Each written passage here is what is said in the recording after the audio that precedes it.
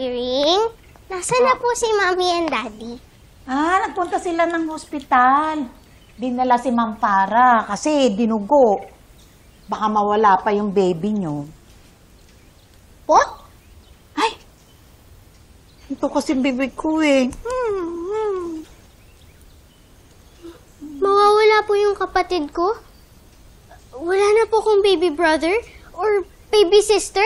Ay, hindi. Huwag mo ko intindihin. Alam mo naman, minsan mali-mali ako, di ba? Forget mo na yon, ha? Forget mo na. Ayoko po mawala yung kapatid ko. Gusto ko po siyang alagaan kapag lumabas na po siya sa tummy ni Tita Farah. Ganon? Love mo pa rin yung kapatid mo kahit galing siya sa ibang tiyan? Opo.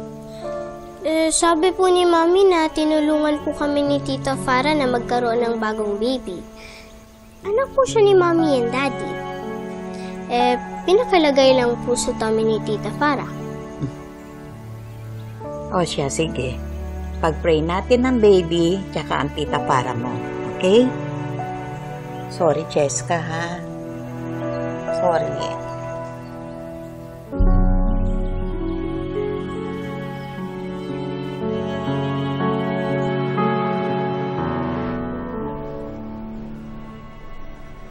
Ano nangyayari? Kumusta si Farah, yung baby? Pinainom na siya ng gamot, ang pakapit sa bata. Nahanap rin yung kanyang heartbeat. Kukunin siya ng ultrasound pagkatapos.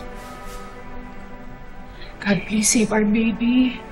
Dahil kung hindi, sarili ko lang ang sisisihin ko kapag may nangyaring masama sa kanya. Walang mangyayaring masama, mabubuhay yung baby natin, Lucy. Oo nga, bro. Huwag kang nega at huwag kang panghinaan ng loob. Hindi lang kasi mawala sa isip ko eh. Dapat hindi ko na lang inaway si Farah. See? Huwag kang mag-alala. Tanggapin na lang natin. Nandiyan siya na yan. Kung ano man ang kalalabasan nito, tatanggapin natin. Ha? Kahit na anong nangyari dito, hindi natin kagustuhan ito. Tandaan mo, wala tayong sisisihin. I love you. I love you too.